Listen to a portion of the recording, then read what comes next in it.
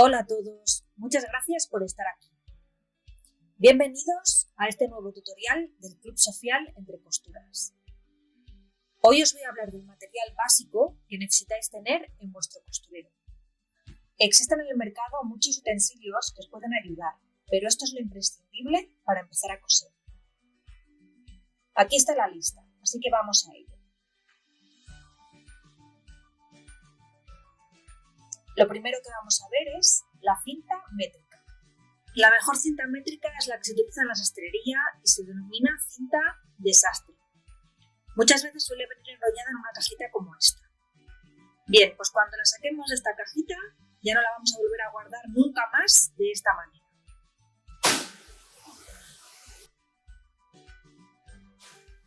Ahora cuando consiga abrir la caja vais a ver por qué. ¿Veis cómo sale? Totalmente enroscada y así es imposible trabajar.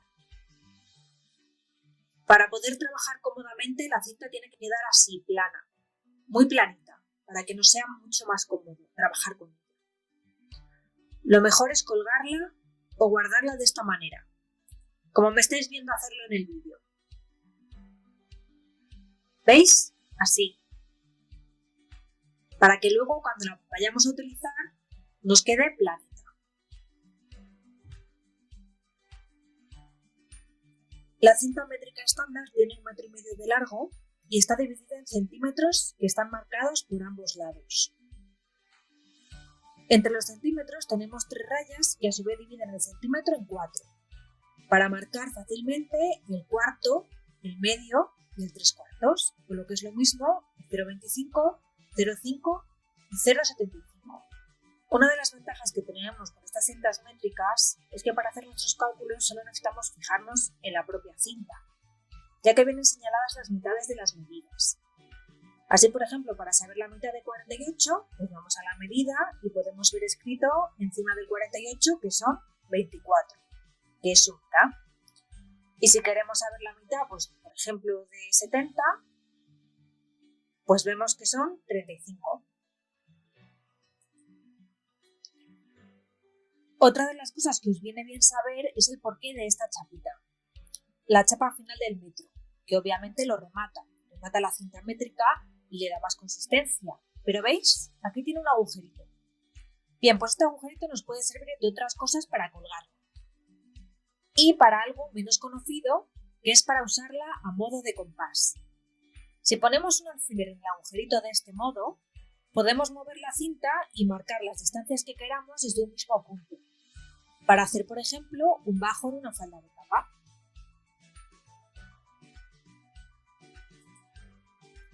Por último, deciros que la cinta métrica la vamos a utilizar para tomar medidas y para medir y marcar sobre la tela, nunca para hacer patrones de papel.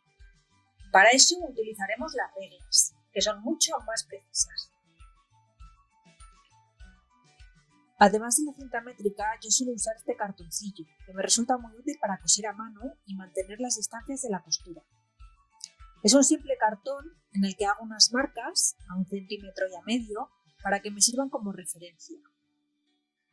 Para que me dure más, lo suelo forrar con celo. Aquí me veis utilizando el cartoncillo mientras coso. No os preocupéis, que más adelante en otros tutoriales os explicaré cómo usarlo más detenidamente. Ahora vamos con las tijeras. Lo más importante que tenéis que tener en cuenta de las tijeras es que las que utilicéis sean solo y únicamente para coser.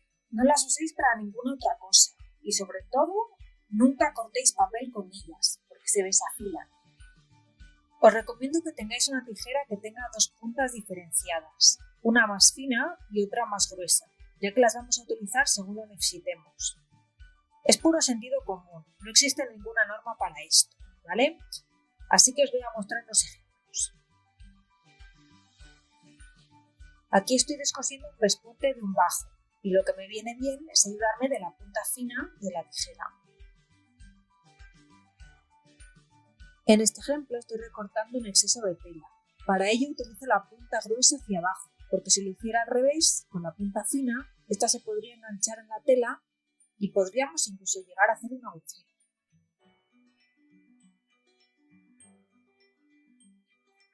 Y si recortamos algún aplique que necesite precisión, pues la punta fina nos deja ver mucho mejor lo que estamos haciendo.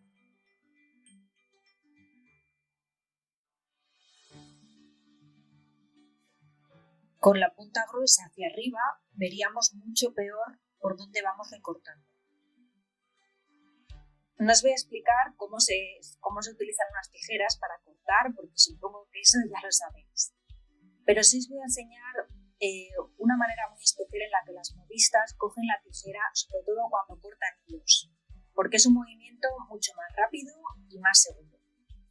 ¿Vale? Para hacer este movimiento, el que estáis viendo, la tijera tiene que estar muy suave, así que a veces conviene ponerle una gotita de aceite con mucho cuidado que mancha justo en el engranaje para que resulte mucho más fácil moverla. En cuanto al mantenimiento, deciros que unas buenas tijeras os pueden durar para toda la vida si las mantenéis bien afiladas y las engrasáis de vez en cuando. Los siguientes en la lista son los alfileres. Bien, alfileres hay de muchos tipos y materiales y vienen también en diferentes formatos, en cajas más grandes o más pequeñas. Usaremos la que mejor se ajuste a nuestras necesidades. Para empezar, no compréis cajas muy grandes hasta saber si trabajáis cómodamente con los alfileres que habéis adquirido. Os voy a mostrar diferentes tipos de alfileres para que os hagáis una idea de lo que hay en el mercado. Tenéis alfileres con cabeza grande, que puede ser redonda o plana, como estos. Y aunque se suelen usar bastante en labores tipo patchwork, no os los recomiendo para la costura.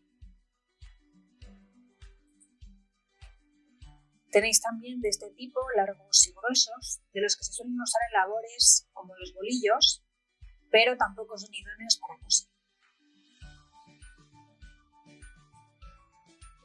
También los hay muy cortos, como los que veis en la imagen, que se usan en labores de aplicado en patchwork y en manualidades, pero ya os digo, ninguno de estos os los recomiendo para la costura.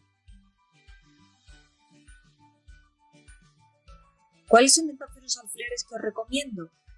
Lo primero, que sean de acero inoxidable, para que no os manchen nunca las telas y no tengáis ningún problema con la plancha.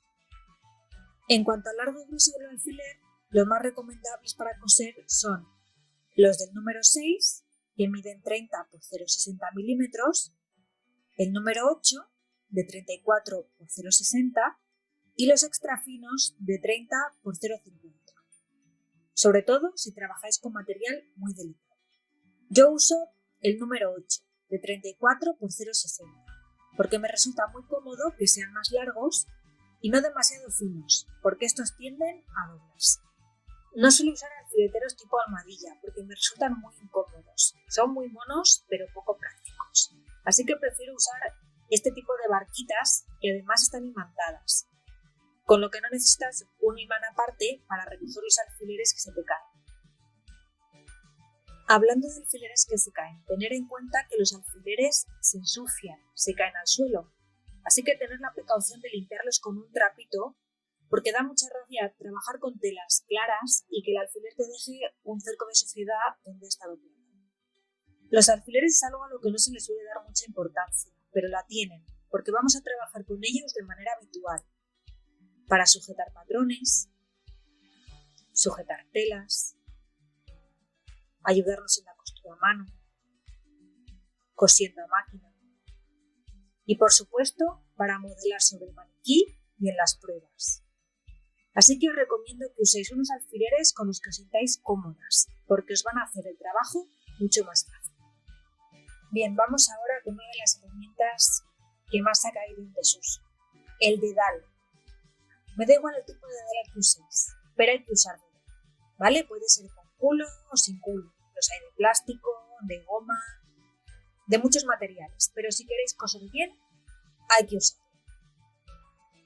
Las modistas usan el dedal con culo y los sastres el que no lo tiene, el sin culo, ¿vale? Siempre se coloca en el tercer dedo de la mano, el del medio o el corazón. Las modistas empujan la aguja con el culo del dedal, de esta manera.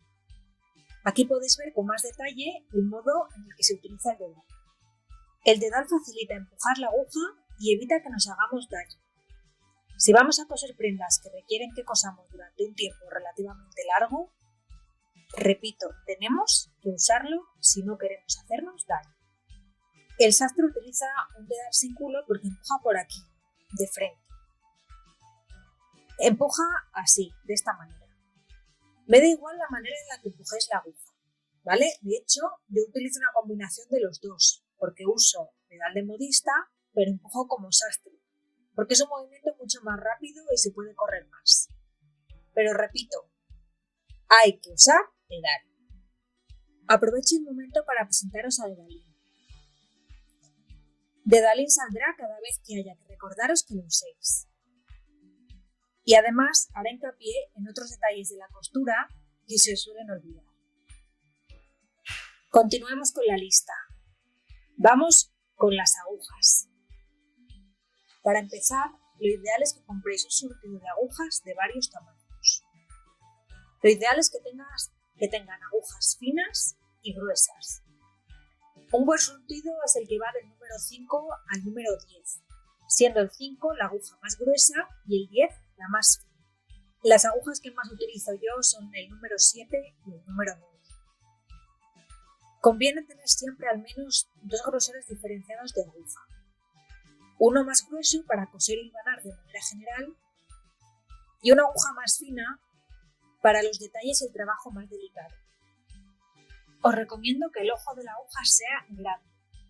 Cuando vayáis a comprarlas así, pedirlo, el ojo de la aguja grande, porque son mucho más fáciles de enhebrar.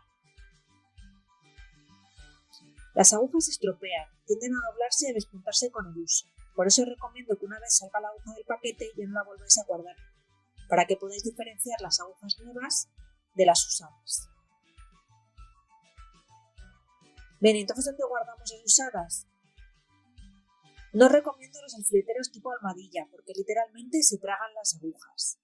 Lo mejor es que las guardéis en una carterilla como esta o las pinchéis en un trocito de tela, pero que siempre estén a buen recaudo, porque las agujas pinchan, no son como un alfiler. Hay que tenerlas siempre bajo control. Lo siguiente de la lista son los hilos. Los hilos merecen un tutorial propio, ya que el tema da para mucho, pero os voy a dar unas indicaciones básicas para el hilo que vamos a usar normalmente para coser a mano. Los hilos suelen venir en diferentes tipos de bobinas según la cantidad de hilo que vayáis a necesitar. Los mejores hilos, los de mayor calidad, son aquellos en los que no se hacen nudos ni se rompen, los que tienen mayor torsión.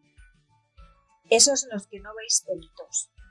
Ahora solemos coser con hilos de poliéster porque es mucho más versátil que el algodón, ya que no encoge y tampoco se pasa. Pero es una de las decisiones que debemos tomar al coser una prenda. Si pensamos teñir la prenda después de confeccionada, como se hace en algunas ocasiones, debemos usar un hilo de algodón, ya que el poliéster no tiñe. El número de grosor que viene indicado en el hilo con el que vamos a coser, lo veis aquí, es 120. Para las costuras temporales o de ayuda, tipo hilvano y hilos flojos, podéis usar un hilo de algodón que sirve para ello, el hilo de hilvanar. Es un hilo más barato que se rompe fácilmente para agilizar el trabajo. Su uso es muy común en la sastrería y en la modistería, pero sinceramente yo ya no lo uso hace tiempo. Me resulta muy vasto para muchos de mis trabajos y hace ya años que dejé de usarlo. En vez del hilo de hilvanar he encontrado una salida para los restos de hilo que se quedan en las canillas de la máquina y para los finales de las bobinas, así como para esos hilos de mala calidad que a veces compras y te das cuenta de que no sirven para coser a máquina. Pues son esos hilos los que yo aprovecho para estas costuras temporales. Es una buena manera de aprovechar todos esos restos de hilo que nos quedan y darles utilidad en vez de tirarlos.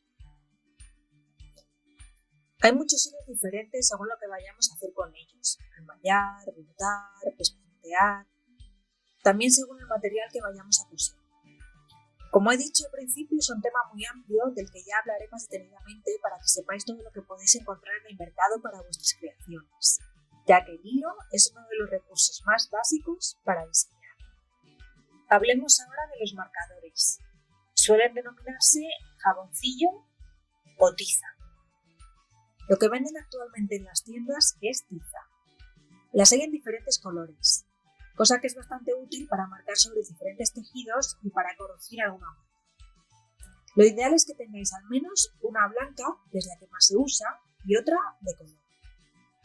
Las tizas vienen en bruto, tienen los bordes muy gruesos y marcar con ellos así es hacer una marca muy poco precisa. Por eso hay que afilarlas. Para afilarlas lo podéis hacer con unas tijeras, tal y como yo lo estoy haciendo, rascando por ambos lados para sacarle filo, o podéis hacerlo utilizando un afilatizas. El afilatizas es esta herramienta llena de cuchillas que permite afilar las tizas de este modo.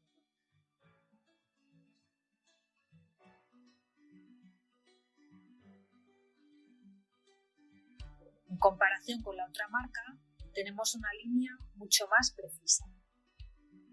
¿Y de dónde viene la denominación de jaboncillo? Pues como os podéis imaginar, porque antiguamente se utilizaba jabón como marcador.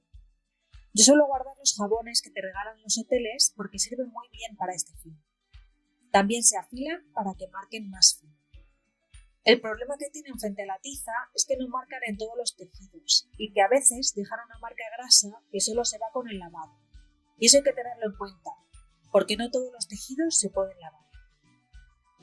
Existen también en el mercado marcadores más modernos como este, que resulta muy práctico. Es un rotulador de punta fina que se borra con el calor. Podéis hacer todas las marcas que queráis y simplemente pasando la plancha se borra. Es increíble, ¿verdad? Lo que sí os recomiendo es que hagáis siempre una prueba en el tejido antes de usarlo, porque en algunos tejidos puede dejar marca. Por último, y aunque no es necesario, os aconsejo que tengáis una pinza a mano. Muchas veces cuando queremos quitar los hilos provisionales, tipo hilvanes o hilos flojos, nos puede ayudar bastante. Bueno, pues esto es todo en lo que respecta a los materiales básicos para coser a mano. Espero que el tutorial os haya servido para resolver dudas. Pero si tenéis algo que queráis preguntarme, por favor, hacedlo en los comentarios.